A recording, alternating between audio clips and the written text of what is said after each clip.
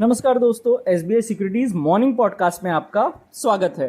आज के पॉडकास्ट में हम निफ्टी बैंक निफ्टी में क्या उम्मीद करें इस पर बात करेंगे। साथ ही ऐसे कौन से सेक्टर्स और स्टॉक्स है जिन पर आपको नजर रखनी चाहिए उस पर भी हम बात करेंगे। तो फ्रेंड्स, मंगलवार को जो है वैश्विक बाजार को अगर हम देखें तो अमेरिकी इंडाइसेस पॉजिटिव नोट पर समाप्त हुए। जो टेक हैवी नेस्डेक है वो लगभग 1% की बढ़त के साथ रिकॉर्ड लेवल्स पर बंद हुआ। S&P 500 भी सकारात्मक रुख के साथ समाप्त हुआ और 5360 5400 के स्तर पर तेजी दिख रही है। 5120 5140 इसका सपोर्ट जोन रहेगा। 92.14 के उच्चतम स्तर पर पहुंचने के बाद ब्रेंट क्रूड ऑयल इस वर्ष के मध्य फरवरी से मध्य मार्च तक साइडवेज रेंज में वापस कूल ऑफ हो गया और वर्तमान में 82 से $85 प्रति बैरल के बीच वो जो है कंसोलिडेट हो रहा है। यूएस डॉलर इंडेक्स भी देखें तो 105 के स्तर पर बना हुआ है।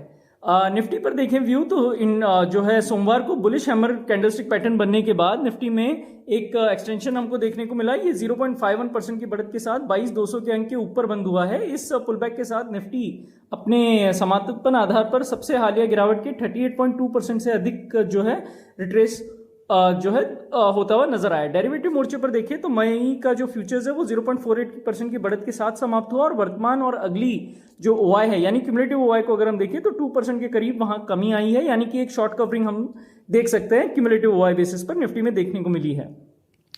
निफ्टी इंडेक्स के जो घटक है उनमें 14 स्टॉक्स जो है उनमें लॉन्ग बिल्डअप देखा गया, 17 में शॉर्ट कवरिंग देखी गई है, 8 में शॉर्ट बिल्डअप और 11 में लॉन्ग अनवाइंडिंग देखी गई है। तो ओवरऑल तेजी की तरफ कल का रुझान ज्यादा रहा। पीसीआर फिलहाल 0.88 पर है। आगे बढ़ते हुए दिन के लिए 22,200 22,150 का जो लो लेवल है वो एक सपोर्ट के रूप में कार्य करेगा और इंडेक्स जो है अब 22,350 और उसके बाद 22,430 के लेवल की तरफ जाने का प्रयास करेगा।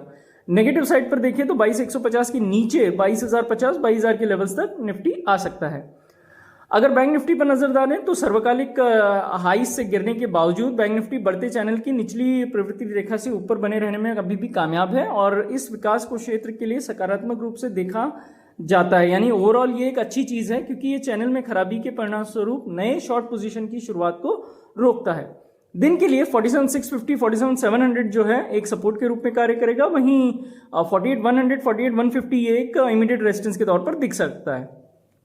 अगर रेजिस्टेंस जो है 48,150 का उसके पार निकलता है बैंक निफ्टी तो 48,400 तक एक शॉर्ट कवरिंग हमको और भी ज्यादा तेजी से नजर आती हुई दिखेगी और उसके बाद 48,700 के लेवल्स के लिए जो है बैंक निफ्टी प्रस्थान करने की ओर अग्रसर होगा।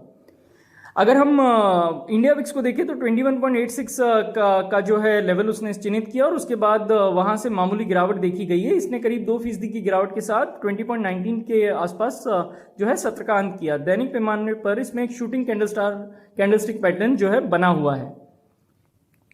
सेक्टोरियल इंडाइसेस की बात करें तो ऑटो और मेटल फ्रंटलाइन इंडाइसेस में सबसे बढ़िया प्रदर्शन करने वाले इंडेक्स बनकर उभरे। 22,950 23,000 का क्षेत्र ऑटो के लिए तत्काल बाधा जो है बन सकता है। इस के ऊपर अगर और टिकता है ऑटो सेक्टर तो यहां पर और भी ज्यादा बड़ा हमको मूव मिल सकता है। मेटल अगर हम देखें तो ट्रेंडलाइन ब्रेकआउट देने की कगार पर है। 9400 के स्तर से ऊपर कोई भी स्थायी कदम इंडेक्स में तेज उछाल ला सकता है। एफआईडीआई डेटा को देखें तो 4065.52 करोड़ रुपए की बिक्री की एफआई ने, वहीं डीआई ने 3527.86 करोड़ रुपए की खरीदारी की।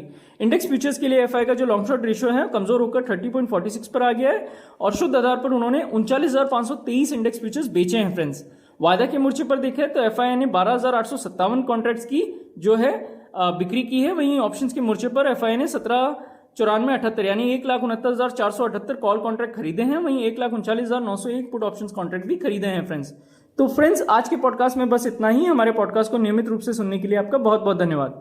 Investment in securities market are subject to market risks.